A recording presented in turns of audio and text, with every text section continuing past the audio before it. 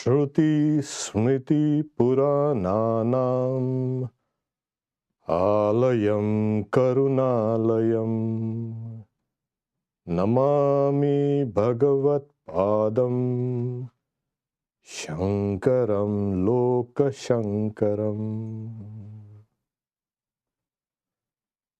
I salute the compassionate Bhagavat Pada Shankara, who is the repository of the Shrutis, Vedas, Smritis, that the secondary scriptures, and the mythological literature,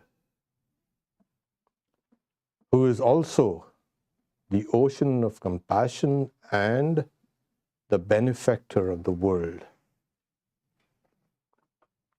Verse 15.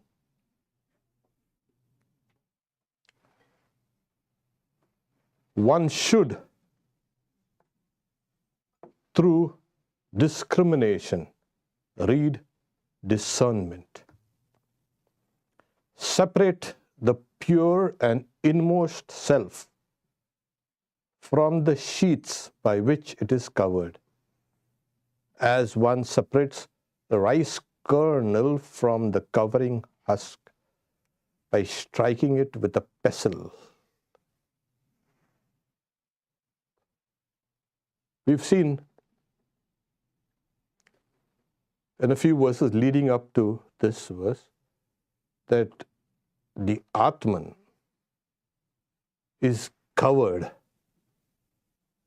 by 5 coverings. They're called sheaths, kosha. Okay. It reminds me of Swami Nikhilananda, who was one of the disciples of Sri Ramakrishna. He had gone to Madras, and there, Madras is so hot, you know.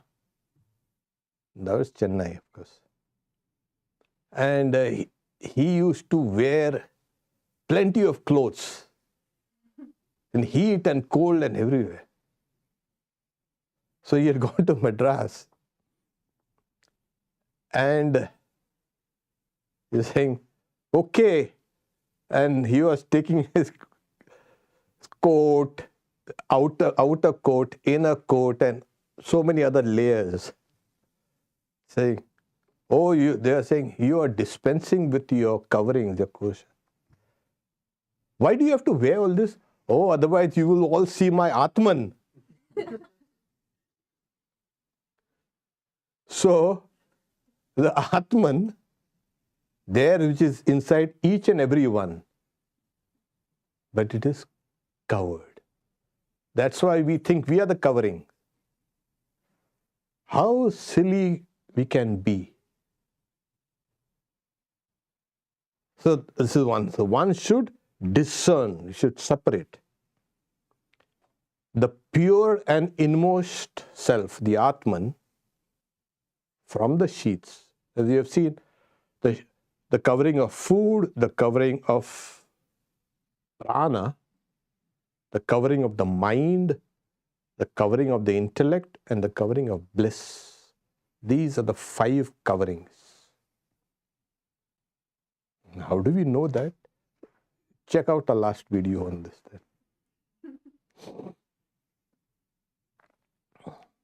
So it is covered.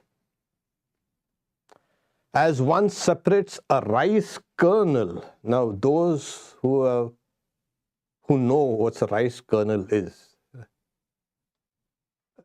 any kernel for that matter, not only rice. These guys were, you can say, predominantly rice eaters. And in Southeast Asia, that's what it is. So in those days, so rice kernel, because the husk is so closely united with the kernel, it cannot be separated with your fingers or anything. You've got to use a husking machine. And before the husking machine was invented, I mean, there were those pedal-driven ones, big husking machines. So they used to use a pestle. Okay, and they used to. And then they used to take, okay, there's still more. And then they used to use a winnowing fan or whatever, the winnowing method, to blow the husk out and feed it to the other animals. So it's tough, the pestle to hit. You must not hit too hard, otherwise the grains will break. If you hit it too softly also, the grains will not be separated. The husk will not be separated from the grain. So you've got to be an expert. When we were young, we used to see these women, 2 or 3 women standing. The pestle also has to be the right size also. Force.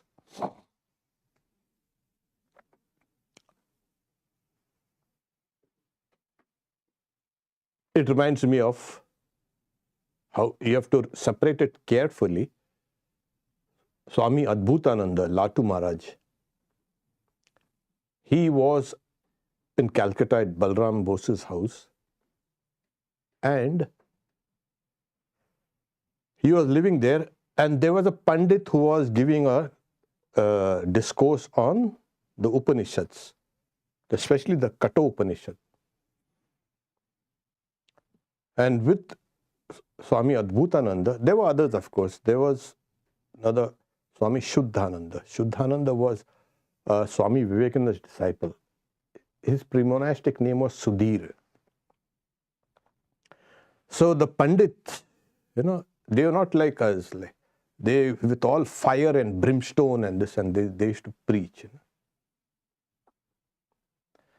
So he's saying the Purusha, that is the Atman, the size of a thumb, dwells in all beings. And that Purusha has to be separated very carefully out from all the coverings, like you would pull out a pith from the munja grass. There's a long type of grass, munja grass. So you had to extract it very carefully so the pith doesn't break inside. So Angushtamatra Purusha Sada Jananam Tishtati Tam Swang Sharira Prabrihan Munjadi Vaishikam, they're slowly attached. So discrimination is don't take a sledgehammer. We don't want sledgehammers here. That will not do. You have to very carefully use your intellect, the buddhi, to separate what is not the Atman from the Atman. Slowly, slowly. So Swami Adbhutananda was so thrilled. And then after the discourse, he comes and he tells Sudhir, that Pandit, he spoke the truth. He spoke what was right. So Sudhir, he was here, Swami. Then they go to their separate rooms. He comes back again, Latu. Sudhir, that Pandit, he said what was right. He's so excited. Say, yes, Swami. He returns again. That Pandit, he said what was right. The whole night kept on. So it tallied with his experience. So his experiences had tallied with what the Upanishads have been speaking. So this is one method where you separate. And that's the reason why they gave that long explanation of what are the 5 coverings, one after the other. You've got to separate it slowly. Okay. Now the separation is a big problem. It is not isolated. It is in a way, but it's like a lamp. You darken this room and you put a lamp. the lamp is in one place, but this light is all over the place. So we look at that lighted areas and say, hey, this is light, and this is conscious, this is conscious, this is conscious. My body is conscious, my senses are conscious. Look at this. My mind is conscious. My prana is also conscious. And, oh my. So these people are searching for consciousness. It's like searching for consciousness in this piece of wood here, the panel, wood paneling. Hey, no, that light is here. It's there. So it's just a question of redirecting your attention. This is what it means. Discrimination means like, oh, let's go, let's cut it out. Layer number 1. Like in all these movies you get, no? When I see those things, clips of course, I don't see those movies. Cutting those layers. But Vedanta is not a violent thing. These guys use cutting all. And the new person emerges. So it is this discerning. And the Upanishads also say, Drishyatetva graya. It has to be separated, seen by a fine and one-pointed intellect. This kind of intellect will not do. It's too blunt, too dull. All the spiritual practices that we have to do. So, if you just add this, just separate, oh, fine. No, but that instrument that you're going to have is so dull and blunt and useless. It has to be made sharpened and one-pointed. I remember I asked my guru, what is the use of studying all these things? Like, no? We've got a huge, you can say, course of books to study in. What's the use of all this? So we could concentrate only on one thing, and that's all. You see, no? All these things are necessary to make the intellect one-pointed. So that was, after that I kept quiet. You cannot argue with your guru. So everything that you do throughout the day should be towards the fine pointedness of the intellect. And then it can slowly discern. This is the Atman, this is not the Atman. So again, it reminds me of another incident. There was one Swami, very simple, very nice, but a little dull. Dull in the sense of he was all right where he was. And now he was reading this Atman and this non-Atman. And saying, how do I discern this from this? Everything looks mixed up. So he was much troubled. And at night he was sleeping. And he was looking after the dairy farm in Belur Math. So he was sleeping. Then his guru appeared in his dream. What is this? It's so easy to discern between what is a non-Atman and the Atman. Here, you see. And he showed him a kind of a, like you see through an X-ray, like something like that, no? A kind of a hazy image. This is the non-Atman. And then he showed him a bright, resplendent, luminous form. This is the Atman. You got it? Then he's pointing out a pale, shadowy kind of form. This is the non-Atman. This is the Atman. 2 times, 3 times he repeated. And then he got it. He woke from that dream. Oh my God. Next morning he runs to his Guru. Mara! His Guru said him, he understands and so that was what. This also happened out of through grace. You must struggle, of course, and then it happens through grace. The grace of the Guru, the grace of God. Okay? So the discernment, the separation, it's a separation. The intellect is what happened, has a quality of separating things and deciding on things. Okay? So it's okay.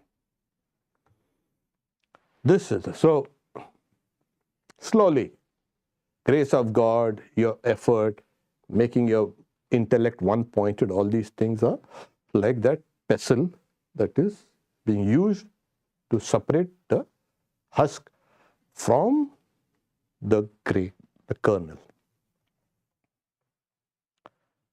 So the notes are, this is how an aspirant discriminates between the sheets. So the reasons Vedanta gives is, the sheets are material. The 5 sheets are material. Even the mind, of course. Even the life, yeah. Even the intellect, yes. Even that bliss, yes. It's all are material, inert and changeable by nature. They belong to the category of an object. Sometimes your intellect is dull, sometimes it is sharp. You know it. It's an object. It's objectified. Sometimes you wake up from sleep and then, oh, I did not know anything. I was very happy. It is an object. So something perceived it. Oh, my mind is restless. And people come and say, meditate now. Oh, my mind is restless. So now it's an object, you know. And the body, you know, it's an object. But this is the work of Maya. It makes that object the subject and the subject into an object. So it's a reverse. We heard of reverse engineering, but this is kind of, you've got to now go back and slowly get back. Rice kernel is covered with a husk that appears to be inseparable from the husk, the kernel. So it's very tight. That's why in some many places they boil that first. They boil that rice, steam it rather, and so it becomes a little soft. And that rice is a little different. And they put it out to the sun, etc. When a person clearly realizes the soul to be distinct from the sheath, becomes detached from them. This detachment, the moment you understand, oh, this is the Atman, the bright, resplendent form, and this is the non-Atman. This is freedom. This is liberation. So that Swami, out of the grace, the Guru's grace, got this knowledge. You can see it is separating.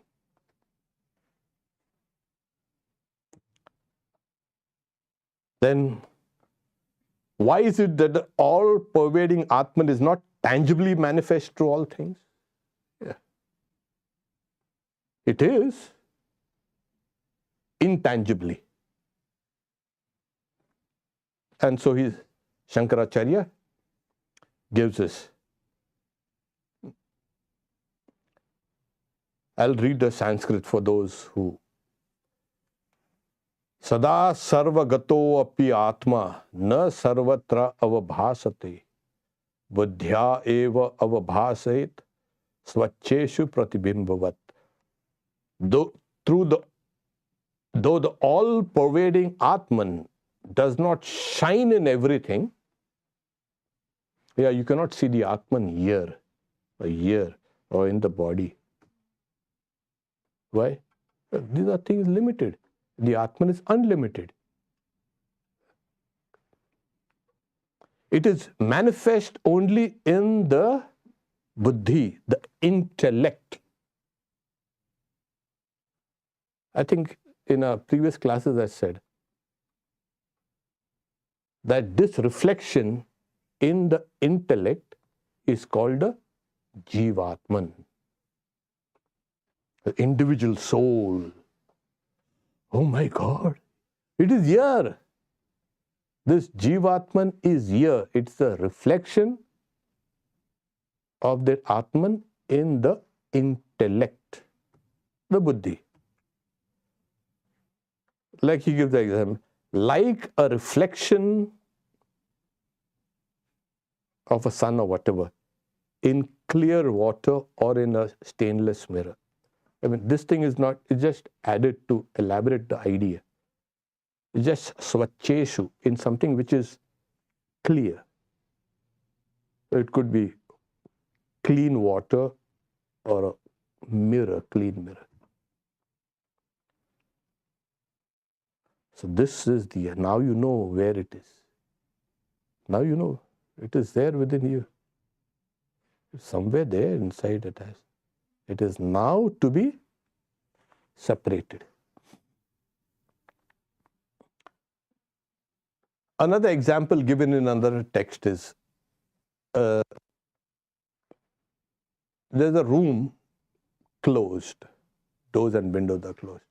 And through a small chink in the door or window, sunlight filters through.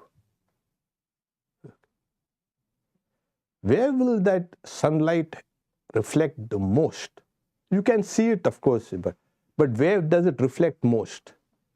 In this wood? No, not in this wood, apparently. It will reflect in something which is clear, like a mirror. It's a room. They have mirrors and doors and windows and floor and ceiling. But that light is reflected most in that mirror. So it bounces off the mirror. Similarly, the Atman is reflected in that one clear intellect. Like Sri Ramakrishna gives the example, the body is like a plate.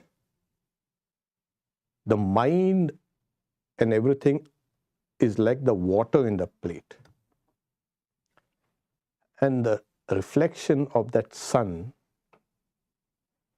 is in that water. That point where it is reflected is the intellect. The mind is the water. The body is a plate. So this gives us the idea, okay, there's something. How many Atmans are there? As Upanishads say, Suryo yata sarva loka. Like the sun is one. And it is reflected in everything. Similarly, there's a one Atman, because this is Vedanta, Advaita Vedanta, one. It is reflected in many. The jivas are many. So then you'll say, what is real? Obviously, you know what is real. The real thing or the reflection? You decide. So there are people, there are philosophies say, this is real, life is real, bodies are real, worship it. And we have been worshipping the bodies, keeping it trim and fit and healthy and beautiful. And what's happening? Well, look at this. Yeah. So we ought to know what is real. So the idea is there's the real sun and the reflections are just reflections. It is through the reflection that you can see, that it will point it out to you. Oh, there, that sun. But it's not the sun. The illustration is given of a sun, but it's not so far high up. It's like space. Space also, the blue sky is reflected in this. Where's the blue sky? It's everywhere. The blueness itself is it's an illusion. So that space is reflected in that. So similarly, that Atman, the real Atman, is there, and we are all reflections of that. Can that happen? Oh, of course it can happen. It's happening. But what about me? Now you decide what you're going to do about you.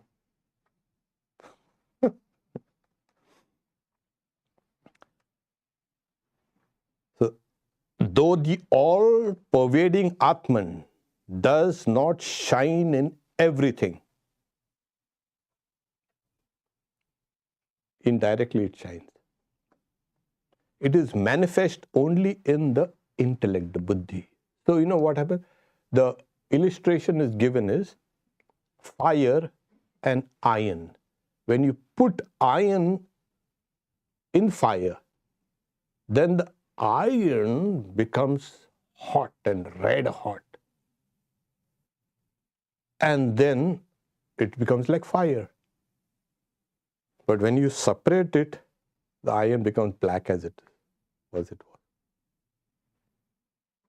Sri Ramakrishna gives another example. You put a pot of vegetables which is boiling on the stove, and the vegetables are dancing about when they boil, jumping about, and saying, "Hey, look at me." And then the water says, "Hey, that's dancing is because of me." Then the pot says, the vessel says, "Hey, that's because of me." And the fire says, "That's all right, that's all because of me." So so this heat, like it's transferred. So the consciousness in the buddhi, the reflection of consciousness in the buddhi intellect, is transferred to everything around. So I can lift my hand. I say, "See, I got free will." Yeah. We are like marionettes, the puppets.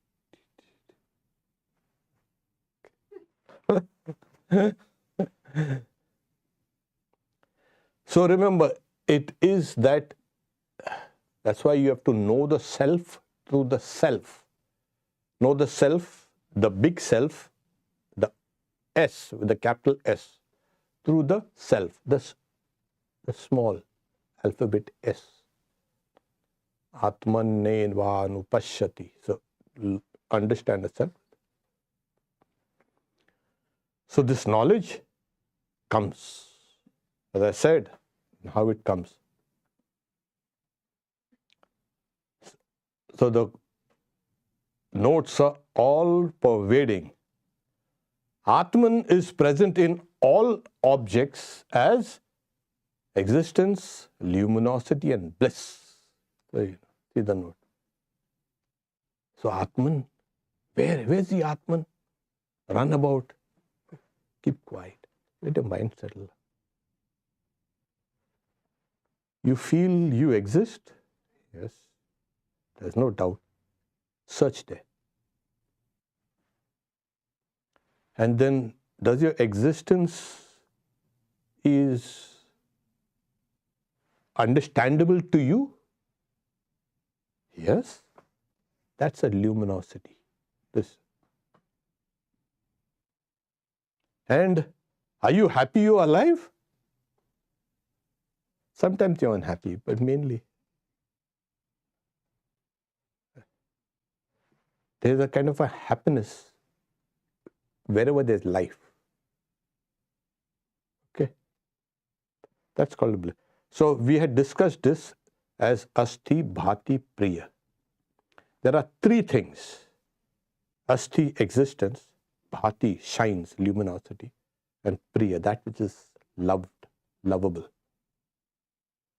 See what you all doing for all just to keep your body and mind all together. You're working hard like slaves.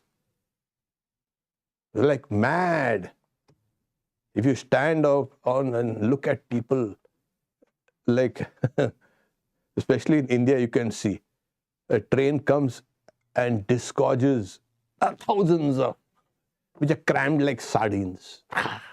And they will run mindlessly. They will work mindlessly, return back mindlessly. If you are in the middle of that rush hour, the stampede, you will be trampled. Then they mindless. Why? There is that some kind of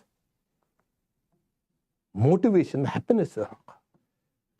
When I go to sleep, I'll be happy. When I go and eat, I'll be happy. When I this, I'll be happy. So these three things, existence, luminosity, because you know you exist. She'll say, do I exist? Don't you know? You know it yourself. Do you want me to tell you, do you exist? It's there. So it's luminous. And there is a kind of a happiness there. Thank God I exist. Thank God I'm not dead. These three, plus there are two other factors. What are the two factors? Yeah, name and form. This whole world, everything that is there, whatever exists in this world, not only this world, that world, this world, that world, every world, has got five things. Existence, luminosity, bliss, name and form. These three things, the first three belongs to Brahman. And this belongs to Maya. Now you know what it is. Oh, it is so simple. Only five things. Only five things. You have to search here. So how do I get into this searching business? You'll have to go down inside, travel inside, and cross layers after layers. So we start, in these Olympics and all, you have these hurdles. But here only you have 5 hurdles. Jump over them. Keep on running and then jump over them. It's like next. This is how Brahman is described.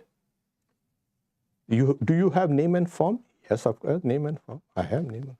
Do you also have existence? You also have that luminosity, and you also have the bliss.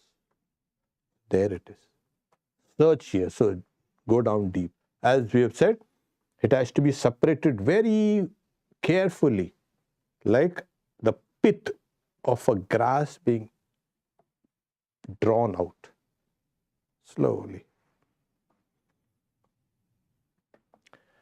Well, we have time for another one.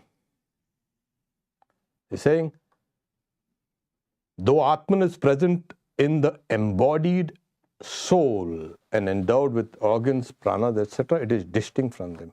Of course. So, like I'd give an example of fire and iron. When they are together, the iron thinks, I am fire. I can burn things. And it does. But then you separate it and then you say, realize the Atman to be distinct from the body, the sense organs, the mind, buddhi, intellect, and the non-differentiated prakriti, but is the witness of their functions comparable to a king. You will see every verse is giving the teachings and giving an illustration, what it means, like the rice. Then the reflection, like in a clear water of the intellect. And here, it is distinct. Like the king is distinct from, the note said, distinct from the courtiers and the ministers and all the other guys. Though it's part of the whole thing, yet is distinct. They know that guy is the king. Suppose some minister thinks, hey, I'll go and I'll. Then that will start some crazy things. He will go and pull the king out and sit down there. Then somebody else will go and pull him out and sit down there. That will be a chaos. The king is the. So he is the Atman there. So he's saying, realize, know the Atman to be distinct from the body.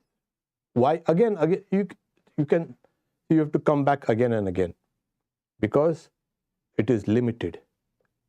The body is limited. People have been trying to stay healthy and live long. And there's 100, 102, 105, 110. It's a vegetable existence. Only thing that they have, they're old. Use. Yeah, what the use of it? So the Mahabharata says, better to flame for a moment than to be smoldering for a long time.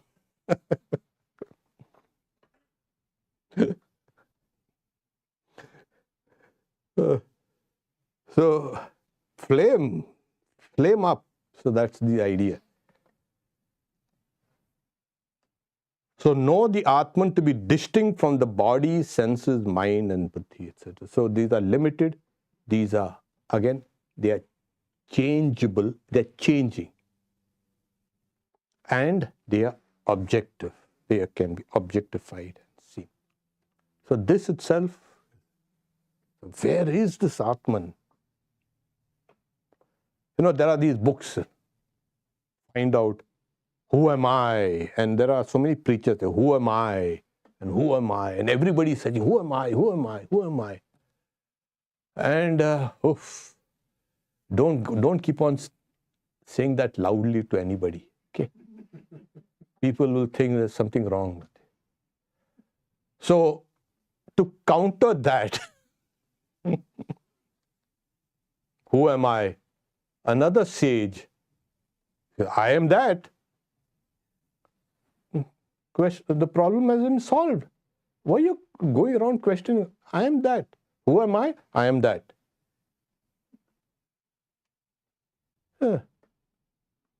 So for a Vedantin, if you are going to study Vedanta, please don't go and ask, who am I? Who am I? It is not something that you ask somebody.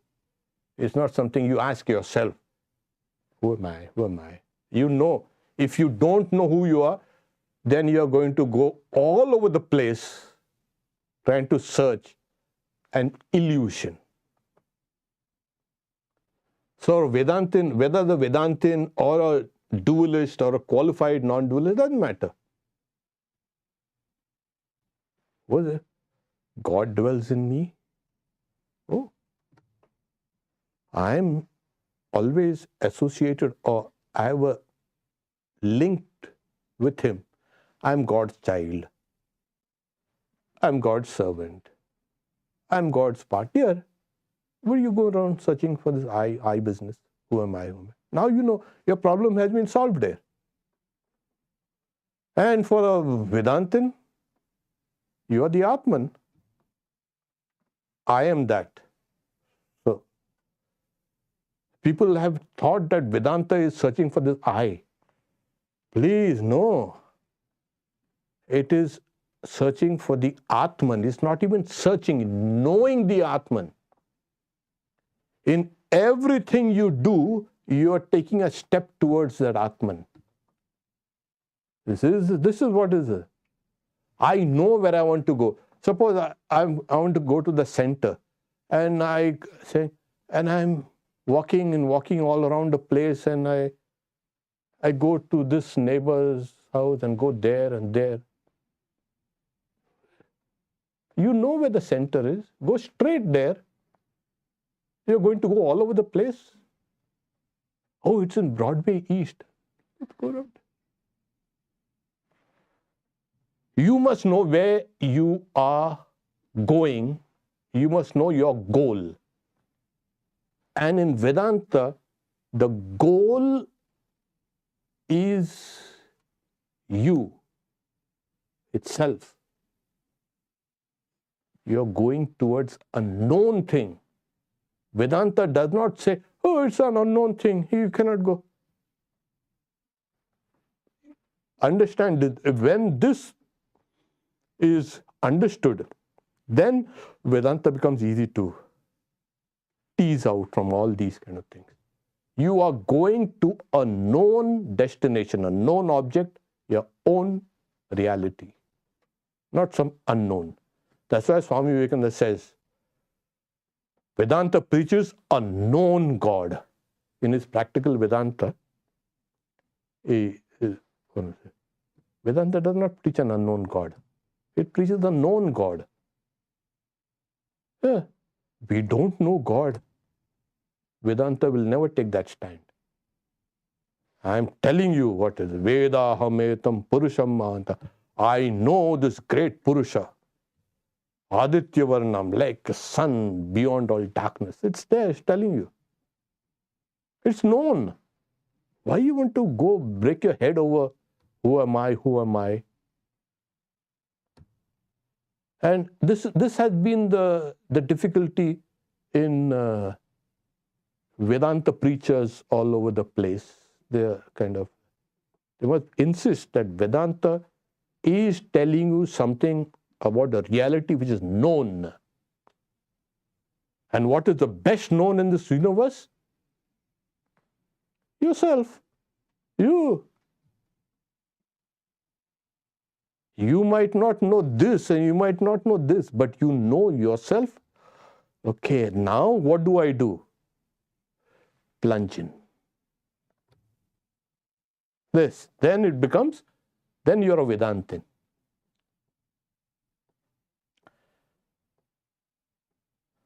Comparable to some distinct. There are different translations. It's slightly different. Realize or know Atman to be distinct from the body, sense organs, 5 sense organs, the sensory, 5 motor organs, mind, buddhi. As we have seen, mind also has memory, and the buddhi, the intellect, also has a sense of I. Which are products of Prakriti, nature. And nature we've seen. What is nature? Maya. So there's one word, non-differentiated. When these, they translate some Sanskrit terms, it becomes very difficult. So what is now? It is differentiated. We are different from each other and all these things.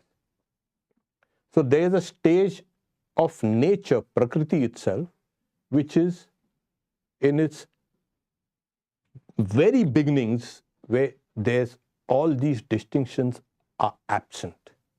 The table, chair, you, me, lights, all these things are absent. So that's an undifferentiated state. Okay, that's the beginning of Prakriti. Why Prakriti? The word Kri itself gives you an idea. She works.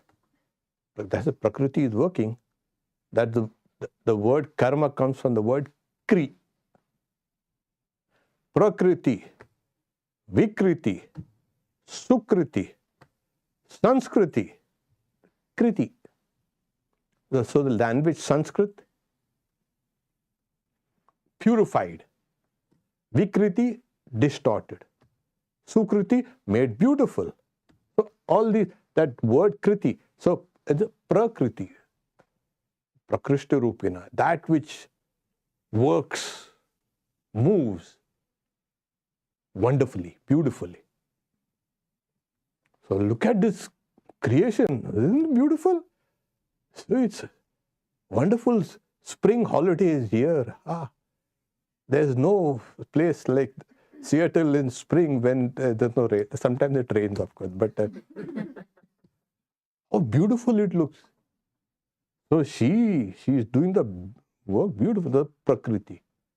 These guys, when they had designed that language, designed those words, they had the most appropriate definition of things they had given.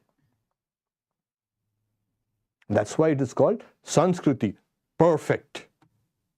No other word will kind of replace that. This is what it means. So yeah, it's a matter. Distinct, though the soul interpenetrates the body, sense organ, yet it is totally distinct from them because it is the eternal subject and the unchanging consciousness. Got it.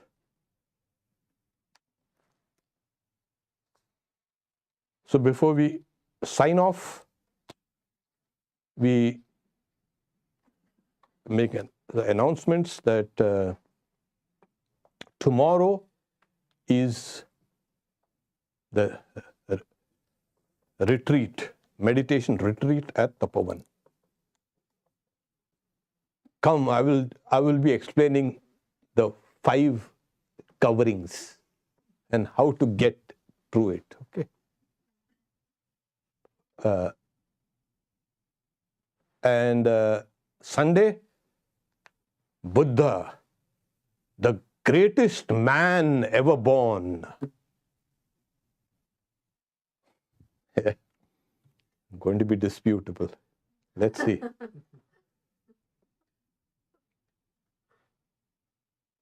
Given 2,500 years, what flaw do we see? Some great people who have been born, after a few years, everything comes out. All the skeletons come out of the closet. So that's because he was the greatest. And also, on Monday is Buddha Purnima, one of the most sacred days. So, there. Sunday, 9:50 morning, is Mother's Children. Yeah. You know what your weekend is going to be like.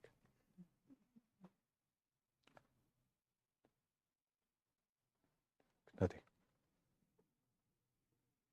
Om Shanti Shanti Shanti Harihi Om Tat Sat Shri Ram Krishna